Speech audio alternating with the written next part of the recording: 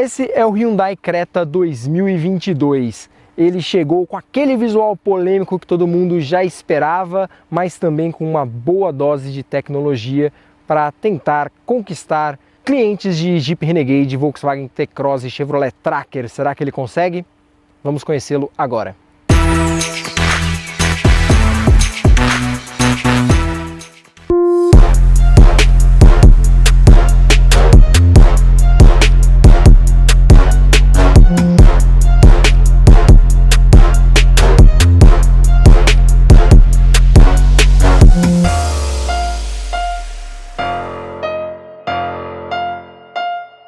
Bom, como eu falei, o novo Creta está trazendo aquele visual polêmico que já havia sido revelado na China, na Índia, e na verdade esse SUV aqui, o brasileiro, conversa muito mais até com o novo Creta russo, porque o visual dele é igualzinho ou quase igualzinho ao do novo Creta russo. E, como eu falei, realmente é um visual bem ousado, é um design diferente mesmo, e que vai gerar controvérsias, talvez até mais do que o HB20 gerou. Olhando pessoalmente, eu até acho ele mais simpático do que nas fotos, né? Nas fotos ele fica com um aspecto mais feio, mais desproporcional, que aqui na vida real ele não tem tanto. Mas de qualquer forma, esse conjunto óptico dianteiro aqui, a gente está vendo, é bem diferente. Ele é dividido em 3 níveis, na verdade são 2, mas ele tem esse pontinho de LED no meio aqui, que é mais por estilo mesmo que qualquer outra coisa. Essa versão que a gente está mostrando é a versão Ultimate, que é a única equipada com motor 2.0, velho 2.0 do antigo Creta. A gente vai falar mais sobre esse motor, sobre o desempenho dele ao longo do vídeo. De qualquer forma, eu falei isso por quê? Porque nessa versão, ela é a única que traz esse conjunto óptico aqui todo de LED, né? Os guias aqui da luz diurna são de LED e também os fachos aqui de luz baixa, farol baixo, farol alto, tudo é do tipo Eco LED, posicionados nesses 3 gomos aqui. Não tem projetor, essa é a curiosidade, porque o HB20 1.0 Turbo tem projetor, mas não é um projetor de LED.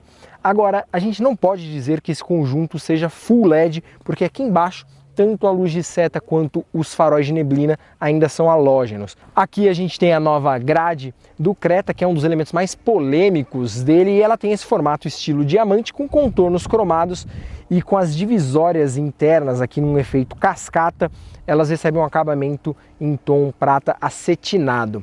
Vamos conhecer agora a lateral e a traseira do novo Creta.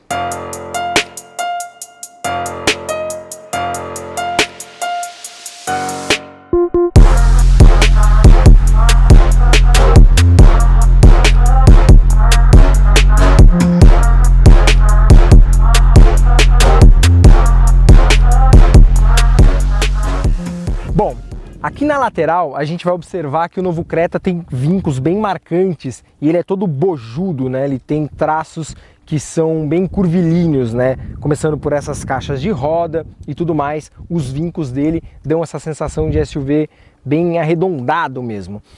Por causa disso, por causa desses paralamas aqui bem abaulados, a largura do novo Creta é 1 centímetro maior do que o antecessor.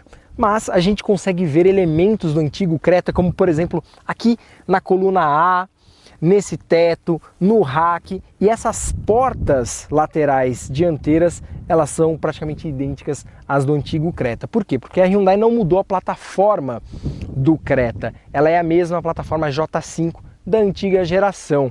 Mudou muita coisa na carroceria, mas a plataforma é a mesma. Falando em mudou muita coisa, o entre-eixos foi ampliado em 2 centímetros em relação à geração anterior. E outra coisa que também mudou muito foi a traseira, que a gente vai ver agora.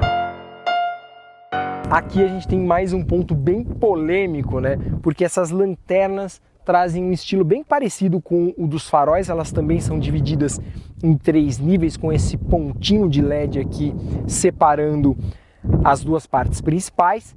E a gente tem guias aqui de posição em LED nesta versão, e nesta versão também exclusivamente a iluminação de freios também é de LED. Agora a luz de ré fica aqui embaixo no para-choque, ela não fica nesse conjunto aqui. Pelo menos, diferente do HB20, ela é dos dois lados, porque no HB20 fica de um lado só.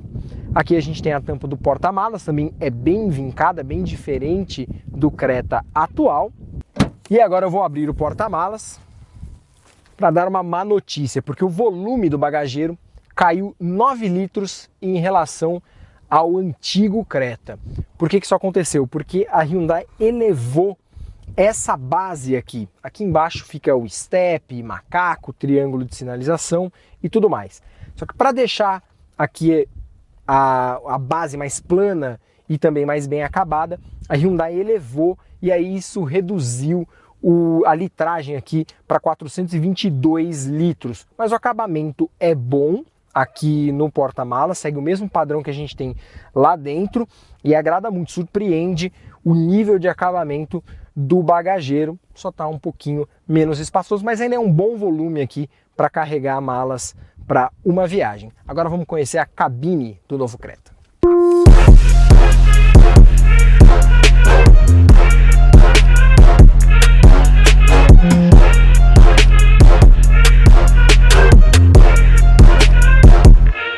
Entramos na cabine então do novo Creta e aqui a gente percebe já algumas coisas. Primeiro que o padrão de acabamento é muito parecido com o do antigo Creta.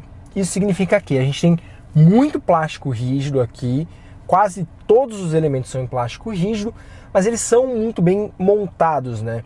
E mesmo a texturização do plástico é uma texturização de bom gosto, assim, não passa aquela sensação de material tosco, né, que às vezes alguns carros têm, e os da Hyundai, a Hyundai consegue fugir um pouco disso, apesar de ter o plástico rígido. Uma coisa que eu achei curiosa é o excesso de cores, né, porque a gente tem o topo do painel, a guarnição das portas, predominantemente marrom nessa versão, ao mesmo tempo o console central e as faixas aqui externas do banco são pretas, e a gente tem a base aqui, o miolo dos bancos e também do painel num tom caramelo, quase branco, né? Então eu achei até um pouco exagerada essa combinação, eu preferiria em 2 tons apenas, mas nesta versão de topo é assim que o novo Creta se configura aqui no painel. Bom, a gente tem um volante totalmente novo e o desenho dele é bem diferentão, assim como lá fora, né? A gente pode dizer que ele tem apenas 2 raios, né? Porque ele não tem aqui um raio na parte de baixo. Em vez disso, ele forma uma espécie de 2 gomos aqui nos raios laterais, com essas 2 faixas aqui acetinadas. A base dele é achatada e ele tem aletas, alavancas para você fazer a troca sequencial das marchas. Isso é bom, parece frescura, mas ajuda na hora ali de otimizar o freio motor e tudo mais. O quadro de instrumentos é digital, ele não é 100% digital, porque tanto o contagiros quanto o mostrador de temperatura do motor e o de volume de combustível no tanque, esses ainda são analógicos, mas o velocímetro é digital e todas as informações de computador de bordo são digitais. Com uma curiosidade, quando você dá a seta para a direita, por exemplo, ele tem uma câmera embaixo do retrovisor externo ali que funciona como um auxiliar de ponto cego, então te ajuda a ver mais ali pontos que você não conseguiria enxergar só pelo retrovisor. Segundo a Hyundai, ele otimiza até 25%, amplia até 25% a visão ali no ponto cego. Falando em câmera, o Creta também tem uma câmera lá atrás, que serve como câmera de ré, a gente já conhece, tem em vários carros, e tem uma câmera ali também na frente. E essas 4 câmeras, traseira, frontal e as 2 laterais, formam um conjunto de câmeras de 360 graus para auxiliar nas manobras que a gente tem aqui na central multimídia. Então a gente está vendo aqui o Creta numa visão por cima, e quando eu ando com ele para fazer manobra e tudo mais, em velocidades mais baixas, eu consigo ter uma boa visão do que está ao meu redor para evitar aqueles esbarrões que a gente dá geralmente fazendo manobra. E essa câmera eu consigo controlar aqui qual é o foco principal que eu quero dela. Se eu quero mostrar a parte traseira, se eu quero mostrar como uma câmera de ré, se eu quero mostrar as laterais. Aqui a gente tá vendo até o tripézinho aqui do vídeo do lado do carro. Então isso me ajuda, por exemplo, a não atropelar esse tripé na hora de fazer a manobra. A central multimídia é uma central de 10,25 polegadas, tem que desabilitar aqui apertando o botão. Você habilita e desabilita essa câmera apertando o botão P aqui no próprio console central, um P dentro de uma câmerazinha. Bom, bora falar então da central multimídia. Central multimídia 10,25 polegadas nessa versão, e a gente tem aqui a possibilidade de criar e editar perfis de usuário. A gente não consegue colocar a nossa própria foto, como acontece, por exemplo, no Renault Duster, mas pelo menos as imagens são um pouquinho mais criativas que as do Volkswagen Nivus ou do T-Cross com o sistema Volkswagen Play, né? Então vou colocar aqui, por exemplo, esses coqueiros aqui. Pronto. Tá aqui a interface principal. Ele tem Android Auto e Apple CarPlay, porém apenas com projeção por cabo, não é projeção sem fio como outros carros já oferecem. E todas as tomadas USB, tanto as duas aqui na frente quanto a que tem ali atrás, elas são do tipo A convencional. Ele ainda não tem as tomadas tipo C, que alguns carros mais modernos já trazem. Ele tem um modo Valet, então quando a gente estaciona o carro, a gente consegue bloquear a velocidade dele e tudo mais. E esse modo Valet, ele é pareado com um outro sistema que é o Blue Link, que é esse aqui. Você entra nesse sistema e você consegue ter acesso pelo seu celular a informações do veículo, a destravar e a funções como destravar e travar as portas, ligar o ar-condicionado, descer ou subir os vidros e tudo mais. Ele não está conectado com o meu celular, eu testei lá em cima, funciona bem. A única coisa que não funcionou no nosso teste foi a câmera de 360 graus, porque essa câmera aqui, ela também fica disponível no seu celular pelo Blue Link, só que no meu teste não funcionou. Então foi a única coisa que não funcionou ali das funcionalidades do Blue Link. O Blue Link a Hyundai vai oferecer gratuitamente por 6 meses e depois vai passar a cobrar. Nessa versão aqui a mensalidade é de R$50 por mês. Uma outra coisa que o Blue Link tem de legal e que tem também na central multimídia do celular é um navegador inteligente, tipo um Waze ou Google Maps. Por quê? Porque esse navegador ele consegue mapear situações de trânsito em tempo real, localizações em tempo real e tudo mais. Como que ele faz isso? Através de um chip nativo da operadora Vivo que tem dentro do carro. Aí você pensa, então esse carro tem Wi-Fi a bordo, né?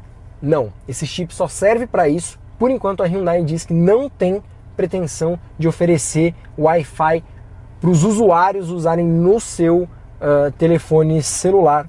Uma pena, mas para navegação do carro esse chip vai funcionar. Então essa é a central, ela é bem rápida, bem intuitiva, eu gostei bastante dela. A gente está vendo aqui como é fácil mexer. A única coisa, como eu falei, é que ele não tem Android Auto nem Apple CarPlay sem fio. Tem carregador de celular por indução aqui logo atrás das tomadas USB, e no console a gente vê que tem aqui um seletor para os modos de condução, que a gente vai falar mais para frente, e tem freio de estacionamento eletrônico. É um dos poucos SUVs compactos no Brasil a oferecer isso, junto com o Jeep Renegade, com função auto-hold. E uma última coisa legal é que ele tem ventilação do banco do motorista em até 3 níveis, isso para um dia de calor ajuda pra chuchu. Bom, essa é a cabine então do novo Creta, agora vamos conhecer um pouquinho o banco de trás do SUV. Bom, aqui na fileira traseira do Creta a gente tem um bom nível de espaço, principalmente para pernas e para os ombros, como já era na geração anterior, né? Então esse banco aqui está ajustado para mim, eu tenho 1,70 de altura, não sou a pessoa mais alta do mundo, você que viu outros vídeos da Mob Alto já sabe disso, e a gente tem um palmo aqui cheio, né? Um palmo aberto aqui da mão, sobrando de vão para as minhas pernas no banco traseiro. Aqui para os ombros, o meu ombro também não invade a posição central quando eu estou sentado aqui. Isso é bom, isso é uma boa notícia, significa que 2 adultos conseguem viajar tranquilamente aqui e até uma criança na posição central, principalmente porque o túnel central não é muito elevado, ele é até elevado aqui na parte do console, mas aí ele tem um caimento e isso acaba dando um espacinho para as pernas aqui de uma criança sentar aqui tranquilamente. Temos uma outra tomada USB, tipo A, né, convencional, e um duplo difusor de ar aqui, lembrando que o ar-condicionado no Creta é automático, digital de verdade, não é que nem no HB20, que é só com uma tela digital. Aqui junto da alça de teto a gente tem um ganchinho para colocar a cabide com camisa e luz de iluminação. A única coisa é que o espaço para a cabeça não é dos maiores. A gente tem aqui, ó, 4 dedos forçando acima da minha cabeça, muito por causa do teto solar panorâmico. Então é uma particularidade desta versão, porque ela tem esse teto enorme panorâmico que invade aqui o banco de trás. É legal para a gente contemplar o céu quando está viajando, mas atrapalha o espaço para a cabeça. Bom, uma última coisa é que a angulação do encosto lombar eu achei muito para trás. Olha só como eu fico aqui quando eu encosto totalmente nela. Isso numa viagem um pouco mais longa pode incomodar. Bom, a gente já falou bastante, já viu bastante o novo Creta parado, mas agora a gente quer ver como ele se comporta em movimento, não é mesmo? Então, bora comigo.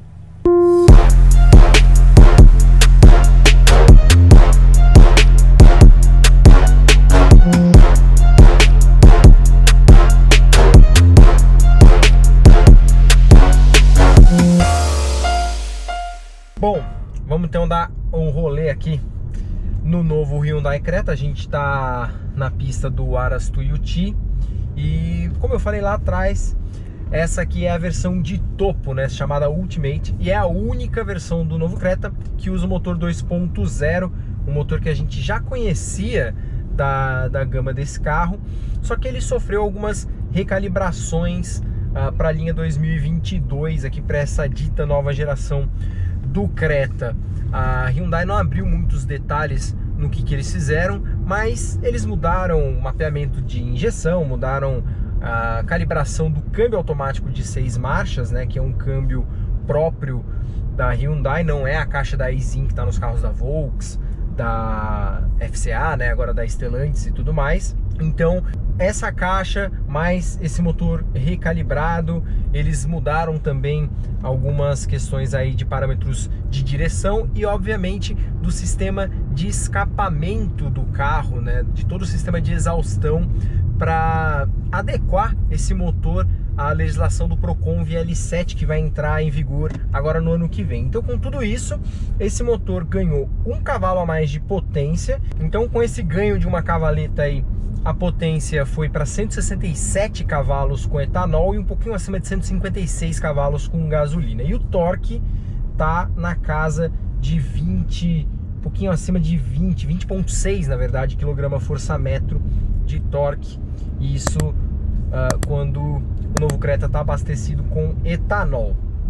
Na prática, o desempenho desse SUV aqui é bom, não chega a ser um desempenho esportivo ou incrivelmente surpreendente, até porque a gente já conhecia, né, esse motor do antigo Creta e não mudou muita coisa. Ele ficou um pouquinho mais esperto, talvez. O desempenho, como eu falei, ele é suficiente, não é um desempenho esportivo nessa versão de topo. Então você não vai ter aquele desempenho, por exemplo, que o Volkswagen T-Cross 250 TSI oferece, ou que provavelmente o novo Renegade Turbo 1.3 vai oferecer, mas é um desempenho, como eu falei, suficiente. O câmbio automático de 6 marchas é um câmbio com respostas muito boas, me agradou bastante nessa recalibração.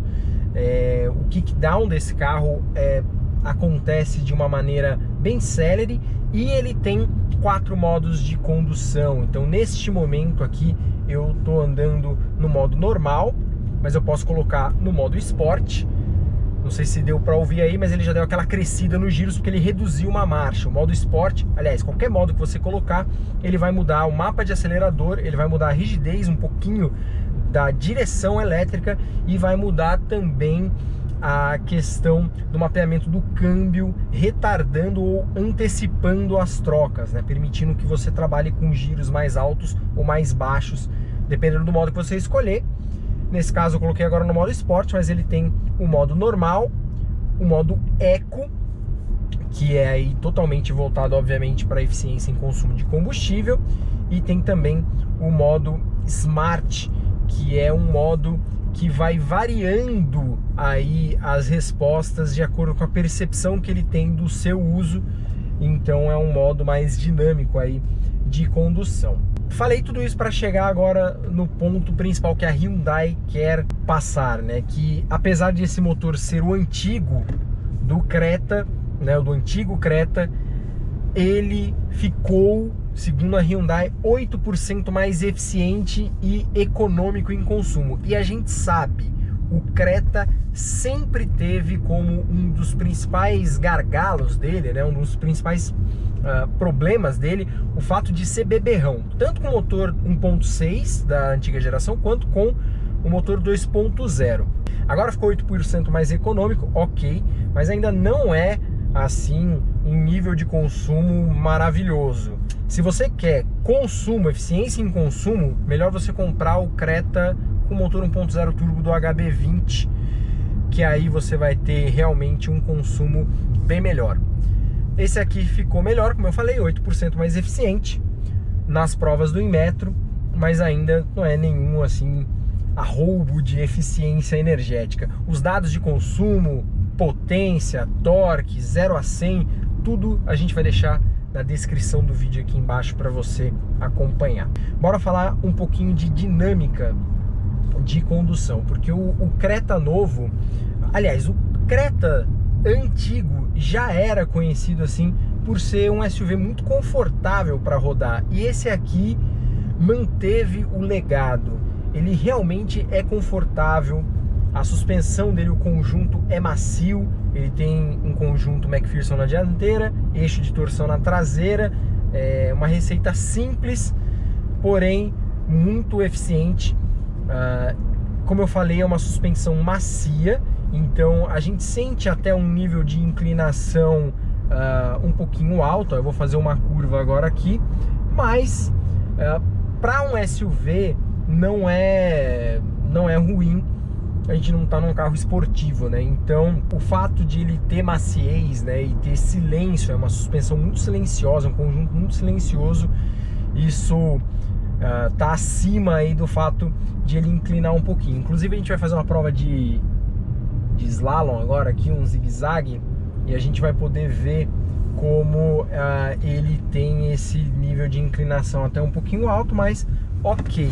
Só que o silêncio proporcionado tanto pela suspensão quanto pelo trabalho de isolamento acústico da cabine trabalha muito a favor aí da sensação de conforto a bordo, né? Eu tô dirigindo aqui, não tô ouvindo ruído de vento, muito pouco assim eu escuto ruído de vento. O motor eu praticamente não escuto, não tem nada assim de vibração de motor ou de ruído de motor praticamente sendo transferido aqui para a cabine.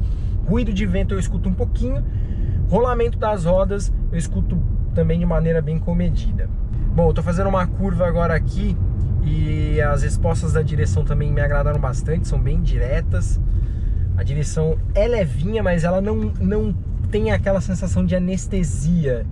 E como eu falei, as respostas são bem diretas dessa direção elétrica progressiva. E aí, claro, o Creta também tem aí, nesta versão de quase 150 mil reais, uma série de assistências ativas aí, né, semi-autônomas de condução, que vão além aí das assistências que a gente já tem no HB20, né? Então, por exemplo, ele tem um assistente de permanência em faixa. Então, você passou de 60 km por hora, ele avisa ali no volante, não sei se vocês escutaram, mas ele faz até um apitinho quando ele se aproxima da faixa. E ele tem também aqui o botão do volantinho aqui no volante, que você pode habilitar ou desabilitar. Quando eu falo volantinho no volante é porque tem um desenho de um volante dentro do volante. Então você aperta esse botão e aí você ativa ou desativa o controle ativo de manutenção em faixa, o que significa que se ele detectar que você está invadindo a faixa, o volante corrige e aí você então volta para o centro da faixa de rolagem. Bom, a gente está num circuito fechado, então não deu muito para testar na vida real, né? Numa faixa de rodovia e tudo mais. Mas, como eu falei, passando de 60 km por hora, se o volantinho estiver ativo ali no quadro de instrumentos digital, a gente tem aí o funcionamento ativo e o volante corrige. Eu tô sentindo o volante puxando aqui, eu joguei para a direita aqui para ele ler a faixa do lado aqui da pista, e eu já senti o volante jogando ele de volta para a esquerda para manter o carro aqui no centro, né, teoricamente no centro da faixa. Outra função que ele tem é o ACC, né, que é o controle de cruzeiro adaptativo, com 4 níveis de distância para o carro da frente, o ACC dele. E o ACC dele, eu testei isso, eu não vou conseguir mostrar agora para vocês, mas eu testei aqui já na pista e eu vi que funciona. Ele tem aquela função de anda e para, né? Então assim, se você tá atrás de um carro e o carro vai freando em baixíssima velocidade, né, numa situação de congestionamento, ele vai acompanhando, e se o carro da frente para totalmente, esse aqui também para. E se o carro volta a andar num intervalo aí de 3 segundos, de até 3 segundos, o Creta também volta a acelerar sozinho. Então você não precisa apertar nem o pedal do freio, nem o do acelerador nessas condições. Isso é bem legal, bem cômodo para você andar em congestionamento. Agora eu vou testar uma função que é da frenagem autônoma emergencial. Essa frenagem autônoma funciona aí em velocidades um pouco mais altas, aí 35, 40 km por hora, que é o que a gente vai simular, e ela obviamente faz o carro frear sozinho em situações emergenciais. Então eu vou pegar a minha máscara aqui, vou colocar a máscara porque eu vou conversar com o rapaz ali na frente, e vou fazer o teste e a gente vai ver se funciona ou não. Obviamente que o teste não vai ser em relação a outro carro, né? Vai ser em relação a um objeto todo almofadado ali na frente que simula um carro, porque se der ruim a gente não destrói o novo Creta. Vamos ver se funciona.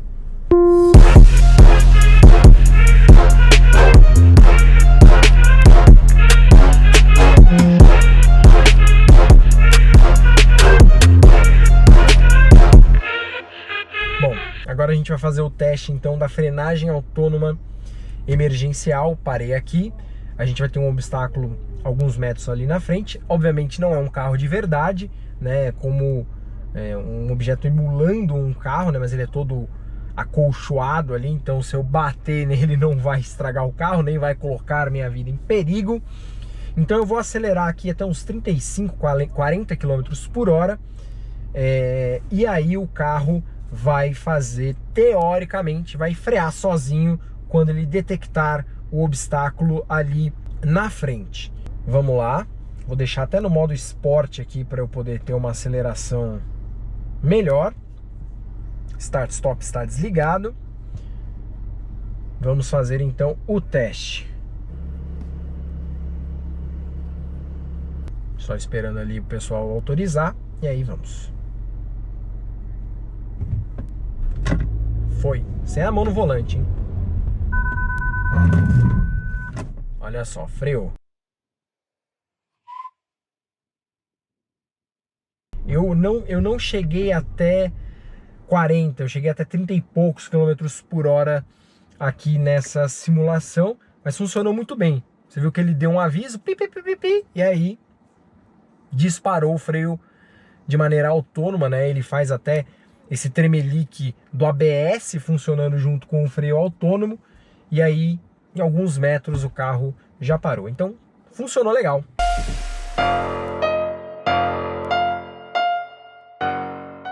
Então é isso, minha gente, vamos manobrar aqui de volta. Este é o novo HB20 na versão de topo.